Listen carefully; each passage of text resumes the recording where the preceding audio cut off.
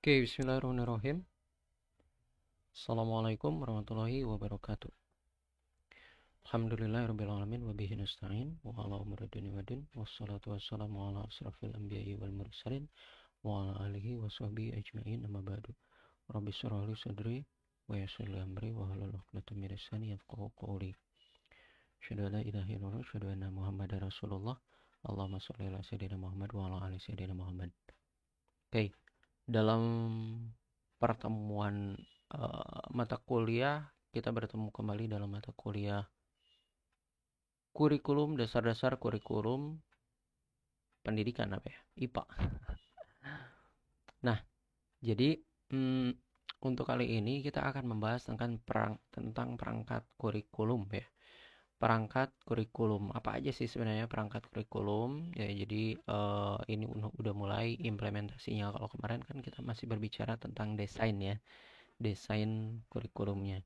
Tapi sekarang kita berbicara tentang implementasinya yang ada di lapangan. Oke, kita awali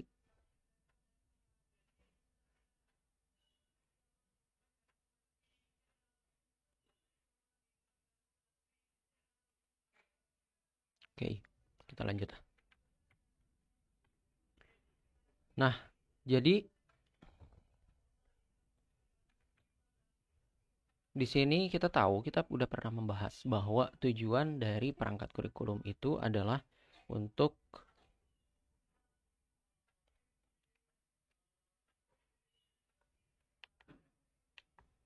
oh,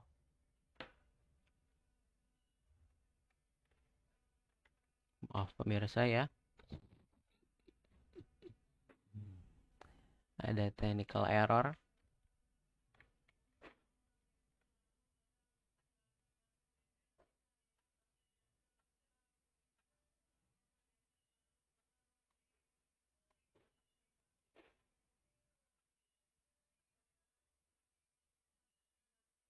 Alright, oke. Sip. Nah, jadi yang kemarin pernah kita bahas itu tujuan dari pengembangan perangkat kurikulum itu, tujuan dari kurikulum ya atau perangkat kurikulum agar pembelajaran itu bisa berjalan dengan efektif. Ya tentu ya, yang namanya plan itu harus dilaksanakan sebelum do ya. Nah,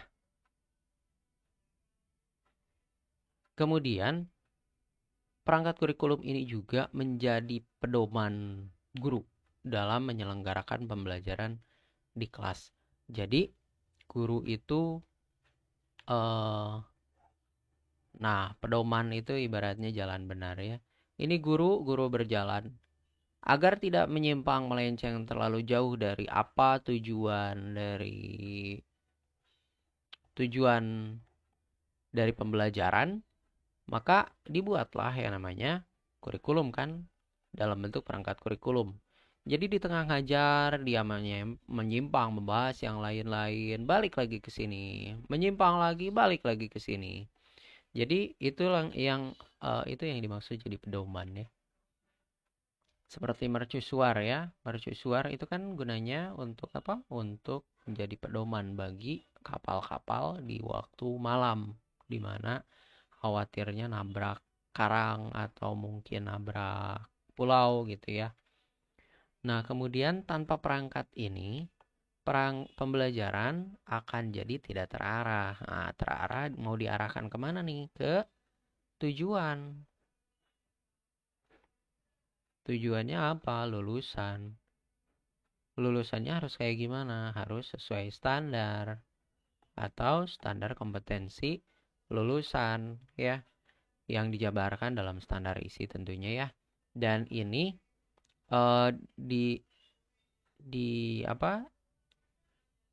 Di lapangan bentuknya apa? SKL ini nggak tercantum di dalam SKL di perangkat itu nggak tercantum SKL, tapi di lapangan tercantumnya dalam bentuk KI, KD, kompetensi inti dan kompetensi dasar yang untuk mencapai standar kompetensi lulusan sehingga lulusan itu tes sesuai dengan yang diharapkan oleh kurikulum. Misal harus bisa masak, maka awalnya nggak bisa masak, keluarnya bisa masak, kayak gitu ya. Nah, itu standar kompetensi. Nah, komponen-komponen yang perlu ada di dalam perangkat kurikulum itu apa aja? Nah, tentunya ada silabus. Silabus itu garis besar ya, bisa dibilang garis-garis besar lah haluan negara. Garis-garis besarnya. Kemudian ada KIKD. Nah, KIKD ini merupakan cerminan dari SKL tentunya ya. Nah, kemudian ada Prota dan Promes. Nah, ini adalah uh, rencana tahunan dan rencana setengah tahun atau disebutnya semester ya. Jadi rencana garis besar goals tahun ini 2021 goalsnya apa? Kemudian dipecah menjadi rencana semester ya. Karena apa? Rencana semester ya kalau misal ngelihat dari kurikulum 94 misalkan ya itu kan kayak cau ya caturulan. Nah, jadi semester kalau untuk sekarang kan akhir dari semester itu ada yang namanya UAS ya kan. UAS. UAS diawali dengan UTS. Nah, UAS ini menjadi akhir dari semester. Akhir dari semester itu ditutup dengan UAS. Setelah itu istirahat, rehat ya kan. Rehat, evaluasi, nah, udah gitu untuk bisa masuk ke semester berikutnya. Gitu ya. Nah, selanjutnya itu adalah Prota dan Promes. Kemudian RPP 1 lembar. Nah, RPP 1 lembar ini udah mulai kebijakannya dari 2017 apa ya. Nah, jadi RPP itu jangan terlalu banyak kata Mas Nadim itu ya. Jadi RPP cukup 1 lembar aja. Biar efektif gitu, biar enggak terlalu lama gitu untuk ngurus-ngurus administrasi. Oke, bagus ya. Itu kebijakan yang sangat bagus sekali karena kebanyakan RPP itu kan panjang-panjang ya. Tapi apakah RPP yang berlembar-lembar itu udah ditinggalkan? Enggak juga sih sebenarnya. Jadi di beberapa sekolah masih menggunakan RPP yang berlembar-lembar. Apakah jadi masalah ya? Enggak masalah juga. Sebenarnya yang bagus kan RPP berlembar-lembar, tapi untuk efektif dan efisien agar guru itu bisa lebih eh, ke arah lebih luang ya waktunya, nggak habis waktu di administrasi, maka dibuatlah RPP 1 lembar aja. Nah, kita bahas satu-satu. Pertama kita mulai dari silabus. Pertama silabus, kemudian nanti kita membahas kompetensi inti, kompetensi dasar. Kemudian kita juga akan membahas Prota Promes. Ini yang ketiga. Dan kita juga akan membahas RPP 1 lembar.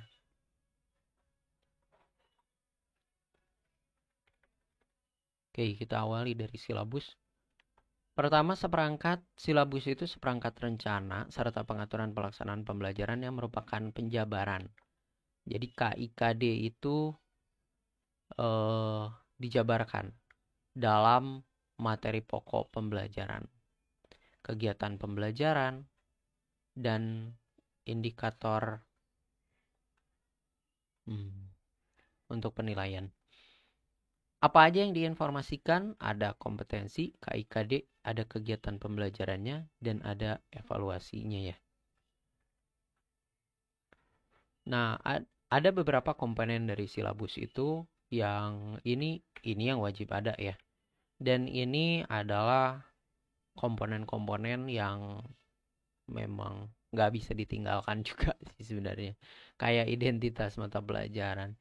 KIKD dijabarkan ya, tapi ini mata pelajaran apa nggak jelas.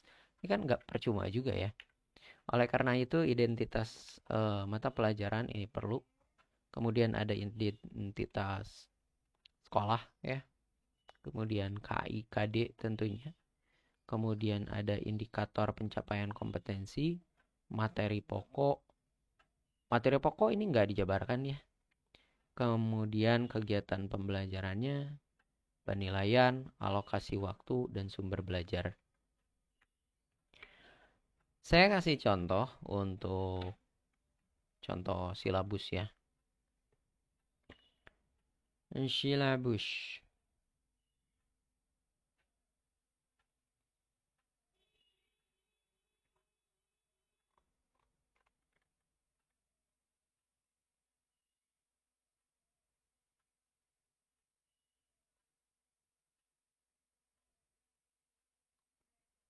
Silabus.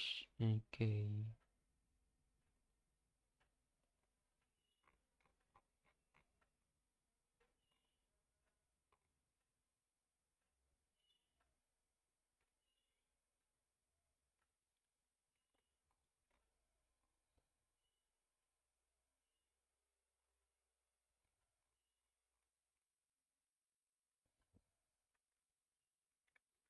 Nah, saya apa ini?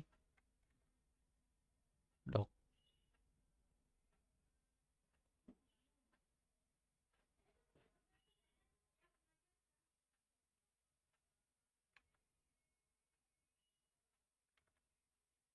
Apa nggak ada?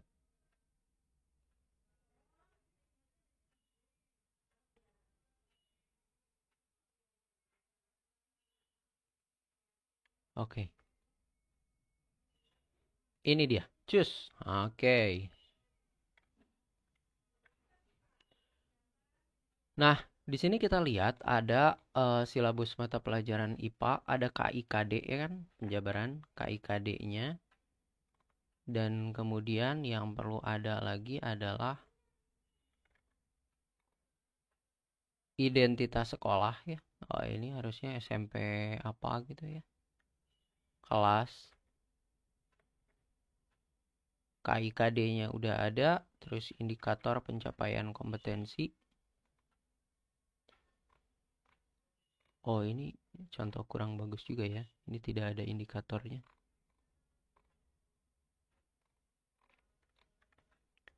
Terus yang perlu ada lagi materi pokoknya. Materi pokoknya ini nggak perlu dijabarkan materi pokoknya ya. Dan kemudian kegiatan pembelajarannya, di sini ada kegiatan pembelajaran. Ini pun nggak perlu detail seperti di dalam RPP yang berlembar-lembar ya. Kemudian ada penilaian, ini penilaiannya. Tugas observasi portofolio tes. Dan kemudian ada alokasi waktunya. Dan kemudian ada sumber belajarnya. Hanya di sini yang nggak ada itu adalah indikator ya. Indikatornya tidak ada di sini. Seharusnya indikator itu dijabarkan dari KD-nya ya. Dari KD dijabarkan menjadi indikator-indikatornya. Oke, itu.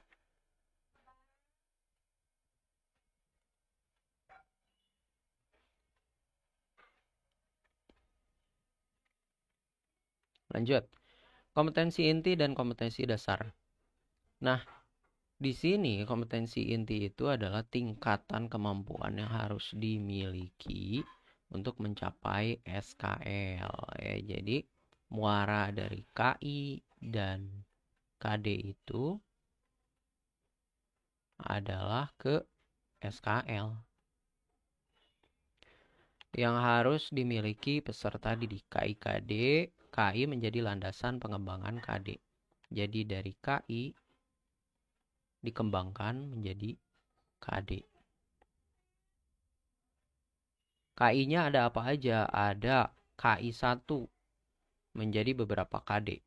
KD, KD, KD ya. Yang semuanya ini berkaitan dengan spiritual. Kemudian sikap sosial, pengetahuan, keterampilan. Oh iya.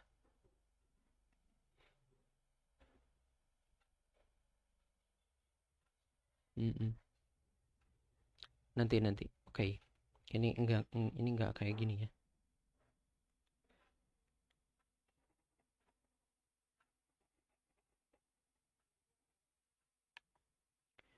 Nah, kemudian KI juga ini menjadi kualitas yang harus dimiliki peserta didik setelah menyelesaikan pendidikan pada satuan pendidikan tertentu.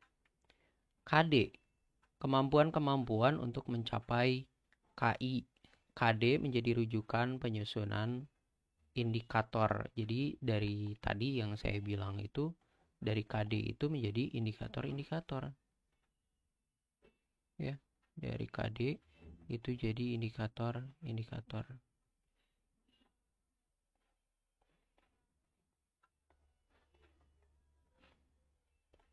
Nah, dari KI ini ada beberapa KD. Misal KD tadi KI 1 ya, KI 3 misalnya. KI 3 ini ada KI 3.1, 3.2, 3.3 dan lain sebagainya. Kok kakak? Ya. Dan ini indikator-indikator.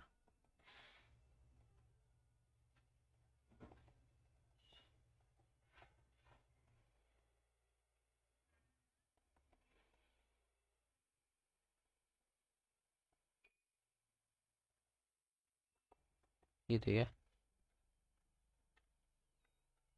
Alright. Nah, jadi dari K3 jadi K dari KI menjadi KD 3.1, KD 3.2, KD 3.3. Nah, kemudian ini siapa yang ngatur? Ini udah dari sononya ya. Yang kalau urusan guru yang ngatur adalah ini. Nah, ini ranah guru. Kalau ini adalah ranah pemerintah atau Dikbud. Ya. Jadi kita tinggal milih-milih aja nih. Kita mau ngangkat KD apa? Mau ngangkat KD 3, oke kita angkat. Terus ngangkat KD 3, oke kita angkat. KD 3, KD 3.2 nggak diangkat. Oke, nggak apa-apa nggak diangkat. Jadi diangkatnya di materi yang lain atau pertemuan yang lain bisa. Itu adalah kebijakan dari gurunya. Jadi misalkan saya ngebahas untuk pertemuan sekarang ini ngebahas KI 3, KD 3.1, KD 3.3 gitu. 3.2-nya mana? Enggak dibahas. Nah, ini adalah ini wajib ya, ini wajib ada. KI mulai dari KI 1, 2 sampai 4 itu wajib ada. Ini pilih sendiri ya. Udah kayak di warteg. Jadi mau makan apa nih? Untuk sekarang makan siang saya makan ayam, saya makan pecel, saya makan lele gitu ya. Nah, jadi pilih sendiri. Sayurnya pakai enggak pakai. Tahu pakai enggak juga. Tempe tapi kecapin. Enggak ya. Memang menunya udah dari sananya. Jadi ada tempe kecap, ada tempe asam manis gitu ya. Udah dari sananya. Jadi kita nggak bisa milih. Jadi kalau misal ada tempe kecap ya tempe kecap. Nggak bisa tempe goreng gitu pengen dikecapin nggak bisa ya. Nah ini menunya pilih sendiri. Kalau ini urusan indikator ini maka guru yang mengembangkan sendiri. Ini baru ranah guru. Kebijakan guru yang tahu kompetensi kemampuan anak nih udah di mana. Jadi indikator atau ukuran si anak itu bertahap mencapai KD itu apa gitu. Misalkan gini, agar si anak bisa mencapai kompetensi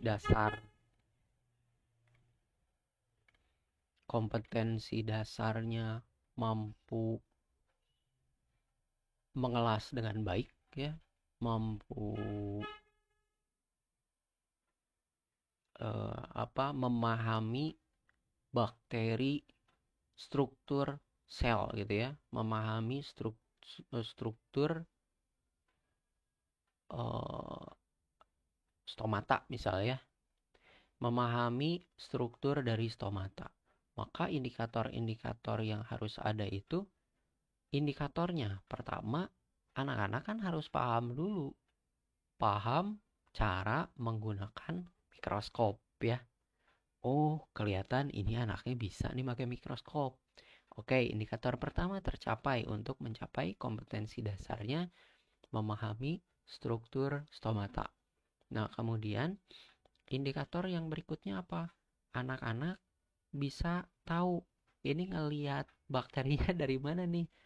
Oh, dari atas, dari sebelah mata aja, yang sebelahnya enggak gitu. Nah, itu adalah indikator. Jadi indikator itu harus sesuatu yang bisa diamati, ya, bisa dilihat, bisa diukur. Kalau nggak bisa diukur, ya nggak bisa jadi indikator. Atau gimana cara taunya bahwa indikator ini tercapai atau enggak ya? Jadi ciri dari indikator itu apa? Terukur atau terlihat ya. Oke, kita lanjut. Sekarang,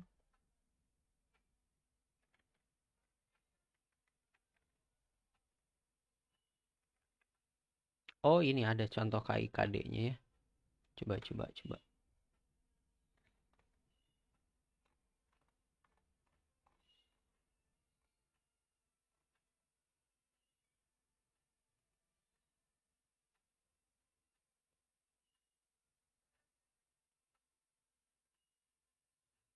Alright, mantap sekali. Nah, ini dia. Nah, ini adalah KIKD yang memang sudah standar dari sananya ya. Ini KIKD kelas 7 dan ini KI-nya pengetahuan, KI 4-nya keterampilan. Dan dijabarkan untuk pengetahuan sendiri dijabarkan jadi KI 31, KI 3.2 ya untuk kelas 7 ini ya. Tuh sampai KD 3.11. Ini untuk kelas 7 ya. Dan keterampilannya itu dari 4 ya, maka dijabarkan jadi 4.1, 4.2 sampai 4.11. Nah, misalkan menganalisis KI KD 3.11, menganalisis sistem tata surya, rotasi dan revolusi bumi, rotasi dan revolusi bulan, serta dampaknya bagi kehidupan di bumi. Jadi indikatornya apa? Ya, indikatornya harus sesuatu yang bisa terlihat. Kalau misal teori, artinya anak-anak tahu kan susunan planet-planet dari Merkurius sampai Neptunus ya. Uranus, Neptunus, Uranus. Iyalah. Nah, udah gitu, ada rotasi dan revolusi bumi. Oh, artinya anak-anak tahu. Oh, 1 tahun itu bumi itu berputar mengelilingi matahari berapa lama. Itu indikatornya. Indikator artinya dia bisa teramati.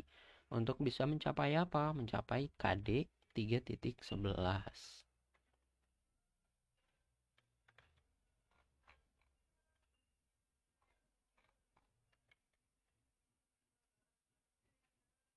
Oke, kita lanjut. Mantap. Nah, sekarang membahas tentang program tahunan dan program semesteran. Nah, jadi program tahunan itu adalah rencana penetapan alokasi waktu 1 tahun untuk mencapai tujuan pembelajaran KIKD yang ditetapkan. Prota itu komponennya ada apa aja? Ada identifikasi,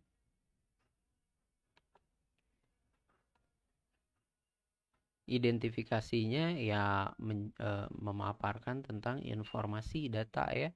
Satuan pendidikan sekolah apa, mata pelajarannya apa, dan tahun pelajaran tahun berapa, 2001, 2021, 2022 gitu atau apa gitu. KIKD-nya ada, alokasi waktunya ada, dan keterangannya ada. Jadi sebenarnya ya dokumen-dokumen ini bukan satu paket ya. Maksudnya satu file gitu, enggak. Tapi dokumen yang satu paket, tapi beda-beda file. Jadi artinya ya memang ada beberapa ulangan-ulangan. KIKD diulang lagi. Alokasi waktu diulang lagi. Cuman dengan format yang berbeda. Ya, oke. Prota ditetapkan untuk setiap mata pelajaran. Jadi untuk IPA ada protanya, untuk IPS ada protanya sendiri. Promes, ini bukan janji ya. Tapi ini adalah program semester. Jadi dari prota dijabarkan jadi promes. Promes ganjil, promes genap. Ya, ganjil dan genap. Kemudian program ini berisi garis-garis besar tentang hal-hal yang akan dicapai dalam satu semester.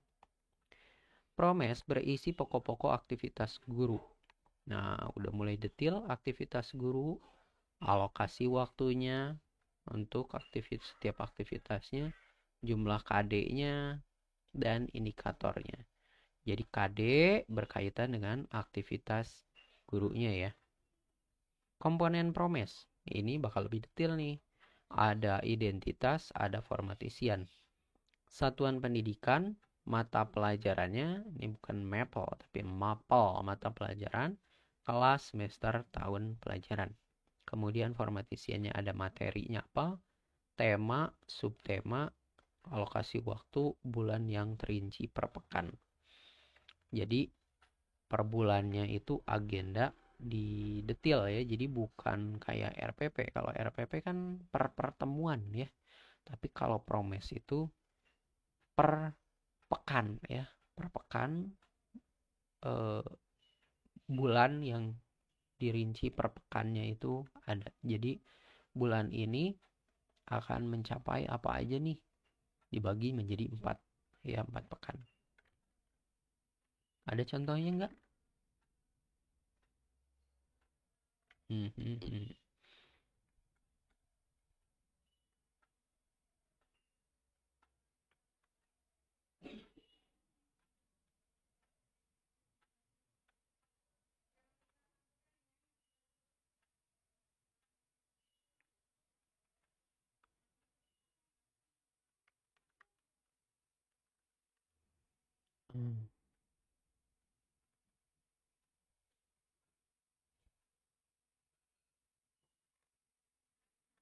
Oke, contohnya ya. Kelihatannya contohnya kurang bagus juga.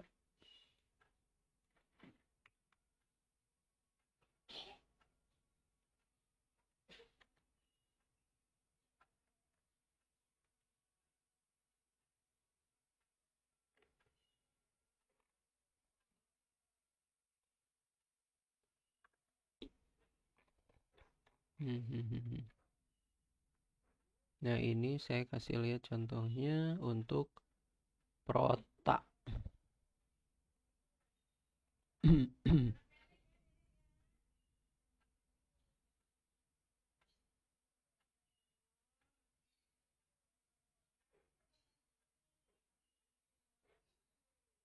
Cus.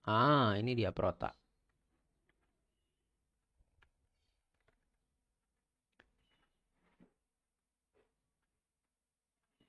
Nah, jadi prota itu ada apa aja? Ada identitas ya. Identitasnya mata pelajarannya apa? Kemudian ada satuan pendidikan, ini kurang lengkap juga ya. Ada satuan pendidikan, harusnya ada satuan pendidikan, terus ada kompetensi inti, dan harusnya dijabarkan juga KD yang diangkatnya apa aja untuk tahun ajaran. Untuk tahun ajaran. Karena kan tadi ada ya kompetensi dasarnya yang diangkat apa aja.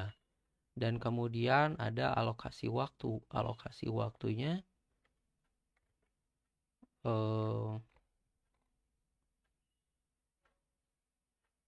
ini masih kurang lengkap sih ya. Coba kita lihat contoh promes.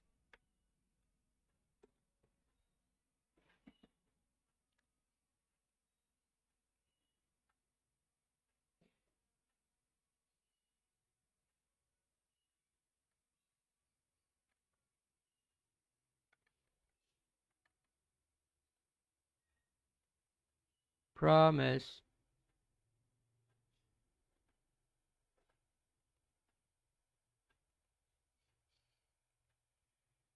Promise.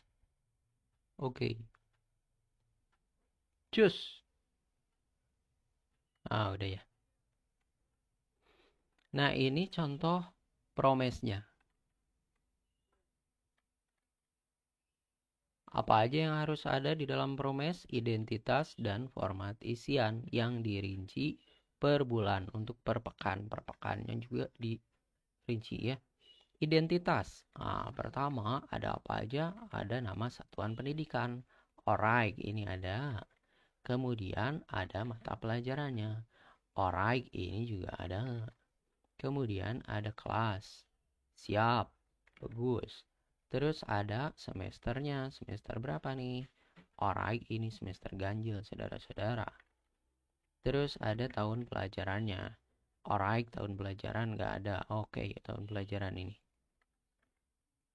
Kemudian format isiannya ada materi. Ada materi. Materi pokoknya. Ya memang perlu dijabarkan juga ya, KIKD-nya pun perlu dijabarkan. Materi pokoknya dan kemudian ada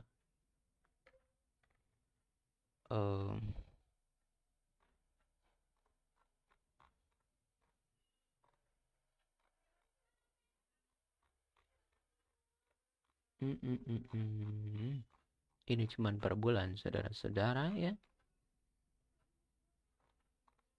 Baik. Jadi tidak ada rincian per pekannya. Jadi dalam satu bulan itu memang sebaiknya dirinci. Pekan 1 di bulan Juli apa, pekan 2, pekan 3, pekan 4 gitu. Ya, baik.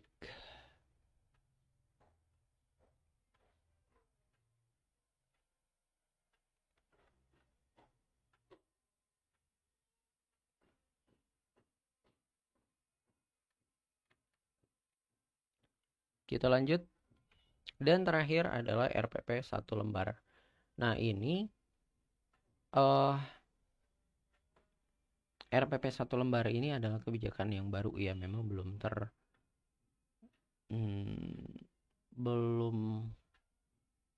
optimal di lapangan, itu belum optimal. Tapi beberapa sekolah memang sudah menerapkan RPP 1 lembar. Nah, saya akan menampilkan dua RPP, baik RPP 1 lembar maupun RPP yang banyak lembar ya. Dua-duanya akan saya tampilkan. Nah, ini wajib, merupakan administrasi wajib bagi guru ya. Jadi seorang guru itu harus menyiapkan RPP sebelum pembelajaran dimulai. Kemudian berisi rencana kegiatan pembelajaran untuk satu pertemuan atau lebih. Satu pertemuan atau lebih. RPP dikembangkan dari silabus. Silabus tadi yang ada kan itu merupakan garis besarnya kayak gimana, kemudian dikembangkan menjadi aktivitas yang lebih detail. RPP menggambarkan prosedur dan pengorganisasian pembelajaran dalam upaya mencapai KD. Misalkan berapa menit? Pembukaan kalau di silabus nggak ada yang namanya pembukaan. Ucapkan salam, absen, ini sekitar 20 menit. Nah, kemudian kegiatan inti. kegiatan inti mulai dari angkat masalah, udah gitu bukan angkat jemuran ya. Kemudian pertanyaan, bangun hipotesis, dan kemudian mulai pembelajaran inti eksperimen. Misalkan ya, ini berapa lama? Ini bisa 50 menit. Dan sampai akhirnya penutup. Kalau misal bersambung, maka ya bersambunglah. Bersambung, penutup dulu. Kemudian nanti pas pertemuan lagi, baru pembuka dan lanjutin yang kemarin. Kayak gitu ya.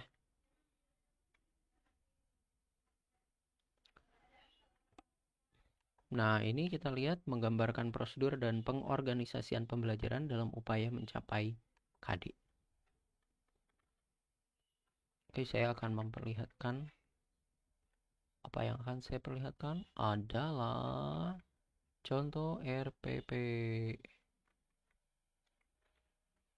Oke.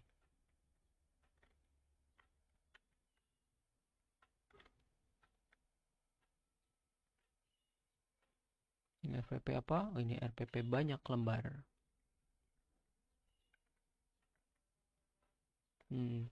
Sekarang kita lihat dulu RPP banyak lembar ya. RPP banyak lembar. Ini dia. RPP banyak lembar. Nah, di sini RPP banyak lembar ini satuan pendidikan. Nama satuan pendidikan harus tertulis. Kelas semester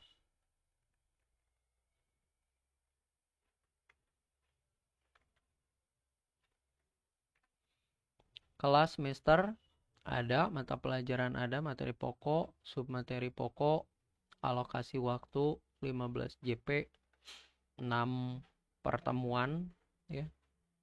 Karena ingin menggambarkan tentang materi pokok dan submateri pokok ini. Jadi kalau ingin memisahkan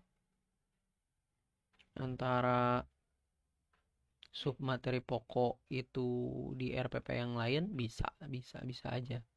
Nah, kemudian tujuan pembelajarannya ini ya, tujuan pembelajarannya, kemudian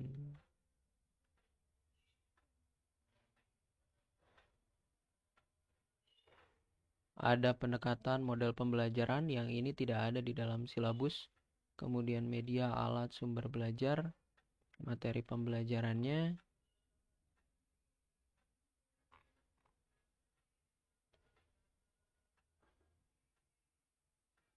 Oke, materi pembelajarannya.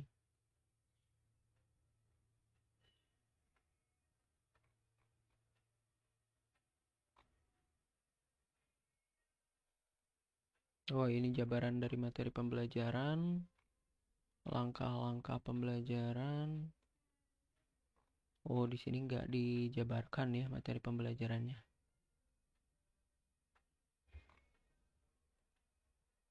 Oke, kemudian langkah-langkah pembelajarannya. Ini materi untuk guru. Kegiatan pembelajaran, inti, penutup.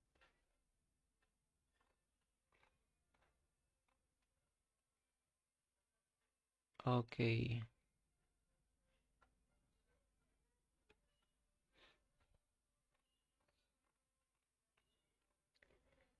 Jadi memang RPP itu macam-macam ya.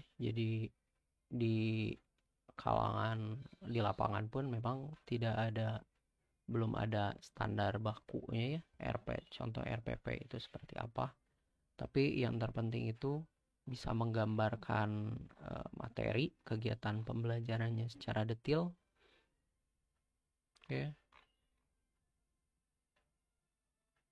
Materi untuk guru, kegiatan pembelajaran, penutup, pertemuan keempat.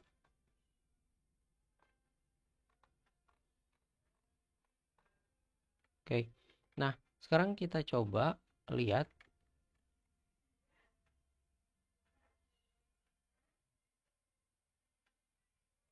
Kenapa jadi gelap nih?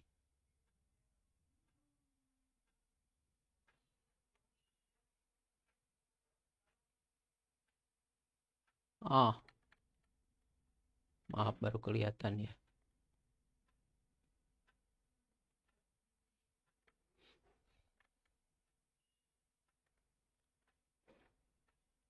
Oke, kita lihat yang berikutnya yaitu RPP 1 lembar.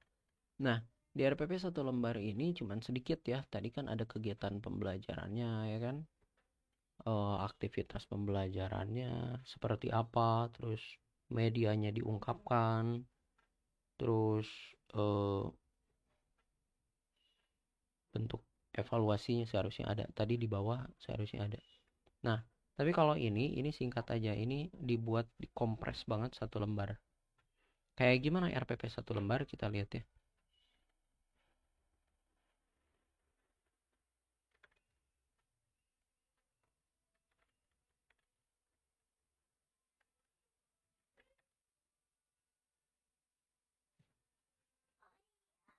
Hmm,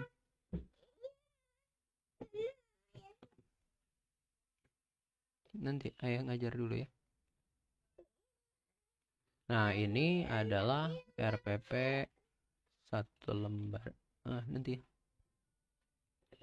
Ini adalah RPP 1 lembar. Saya akan tampilkan RPP 1 lembar.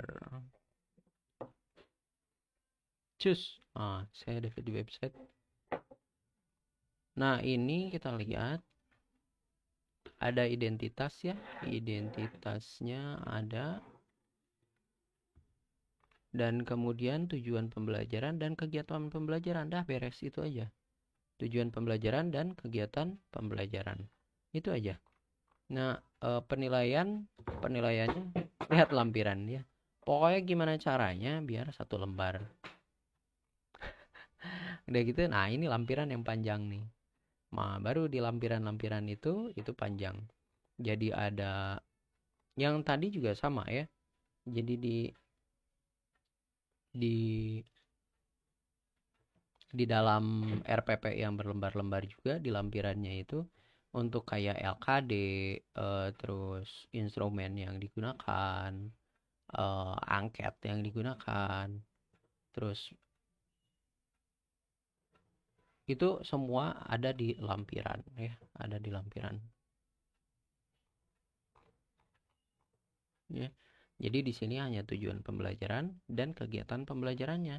Kegiatan pembelajarannya kayak pendahuluan ini nggak terlalu detail juga ya. Jadi garis besar aja, jadi kayak menyampaikan mengabsensi ini nggak perlu. Tapi kalau di RPP berlembar-lembar itu bisa diungkapkan. Nah, ini melakukan pembukaan dan salam dan dilanjutkan dengan membaca doa. Mengaitkan materi sebelumnya dengan ini kan ngabsen, jadi ini dibuat jadi 1 baris gitu. Dibuat jadi 1 baris ya.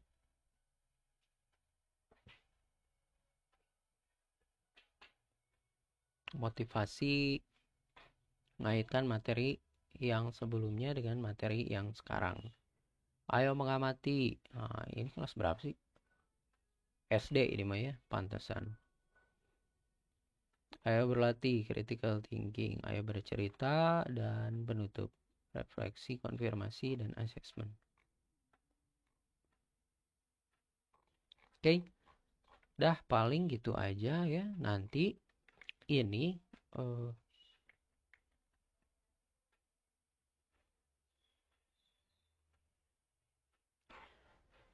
nanti ke depannya kalian akan ditugaskan untuk mengembangkan RPP ya. RPP-nya jangan yang 1 lembar, itu yang 1 lembar di lapangan ya. Tapi RPP yang berlembar-lembar agar detail pembelajarannya seperti apa. Ya, kalau RPP 1 lembar mah mudah, nanti tinggal dihapus-hapus aja dari RPP yang berlembar-lembar.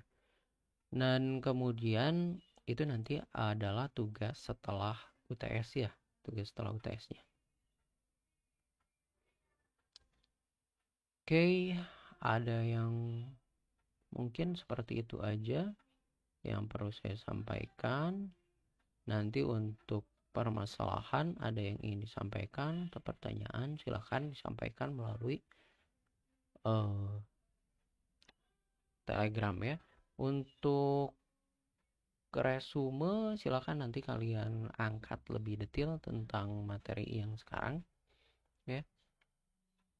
Ya, seperti itu aja dari saya. Terima kasih. Alhamdulillahirabbil alamin. Subhanakallahumma wa bihamdika asyhadu an la ilaha illa anta astaghfiruka wa atubu ilaik. Assalamualaikum warahmatullahi wabarakatuh.